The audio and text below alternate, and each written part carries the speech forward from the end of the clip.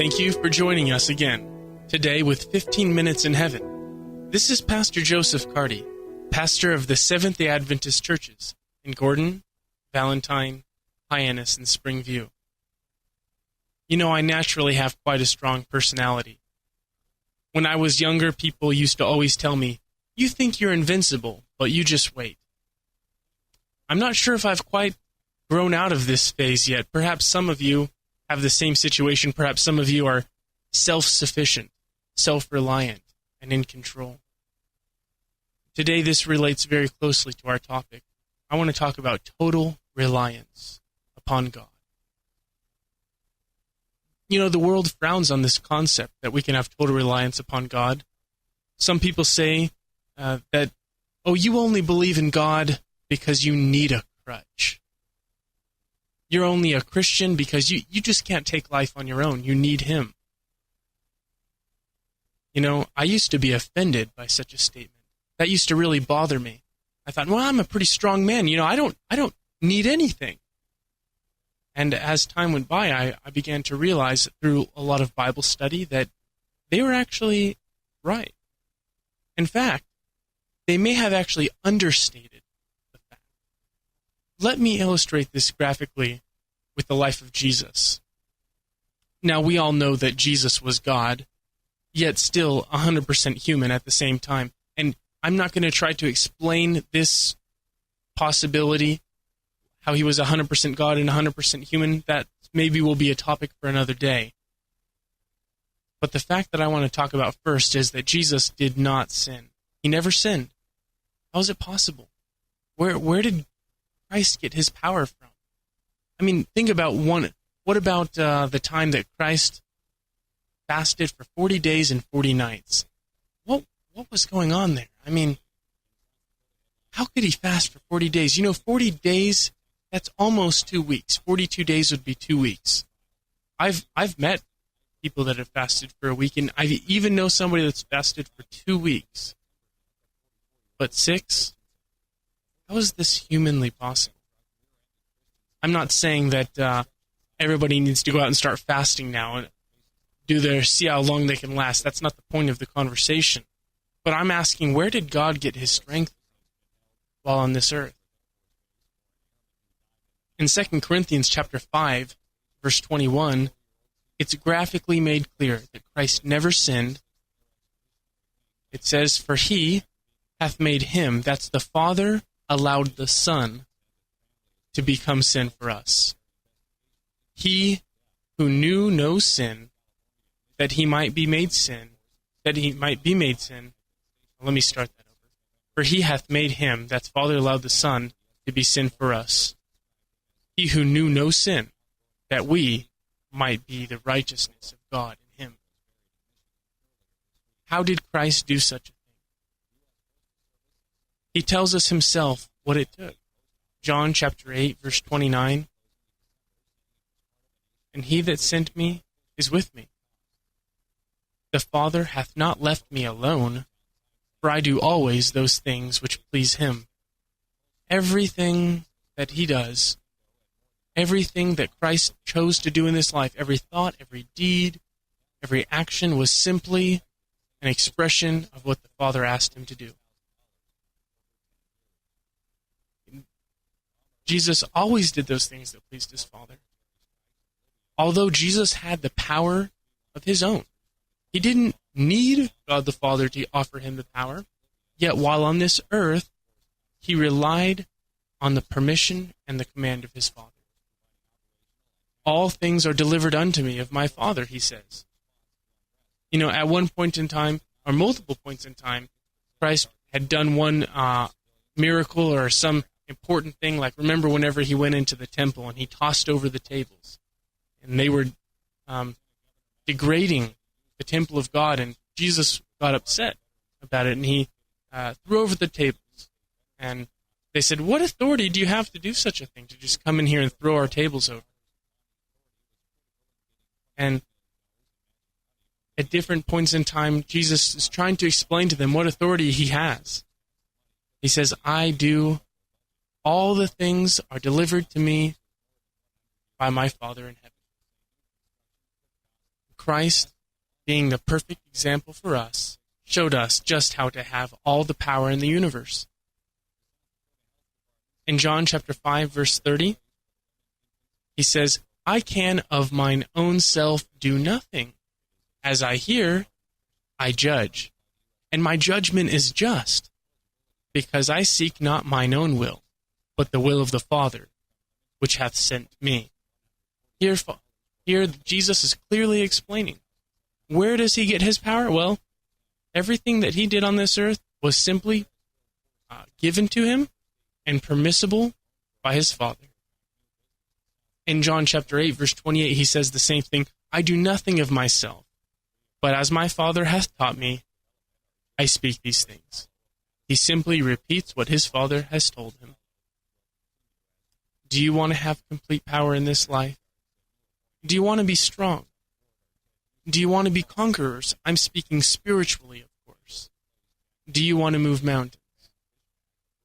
Complete reliance and complete submission is the secret to success. Submission, you say? Well, that sounds like weakness, not strength. Oh, but I assure you, this is the only way. Let me illustrate this with a story about Paul. Now, Paul had a big problem that he needed to pray about. You remember Paul, on the road to Damascus, had been blinded during his conversion experience. And after some time, he met up with a man named Ananias. And this man, they prayed over him, and the scales that were on his eyes fell off. He regained at least some of his sight. But most scholars believe that he never regained all of his sight. The reason we know this is because he never wrote his own letters himself. The epistles that he put down on paper, he didn't write them himself. In fact, at one spot, and in one of his letters, he says, I'm writing this myself. That's why it's with big letters. It seems to make it pretty clear that Paul had eyesight problems. And at one point in time, he's praying over his eyesight problems, lifting it up to God. Can you imagine this? Paul, the man that had healed loads of people, he had healed hundreds and probably even thousands of people, leprosy, an incurable disease. People had to be quarantined and kicked out of town. You cannot even live with us if you have leprosy. He healed people like that. He healed other blind people. He restored sight, people that were blind. Yet for his own eyesight, he prays, and the Lord is not answering. He describes this himself in 2 Corinthians chapter 12,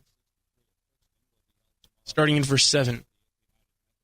And lest I should be exalted above measure through the abundance of the revelations. He's saying, I've been picked by God to do a lot of wonderful things. He had been giving me a lot of revelations, and just to make sure that I didn't get prideful about it, he says, there was given me a thorn in the flesh.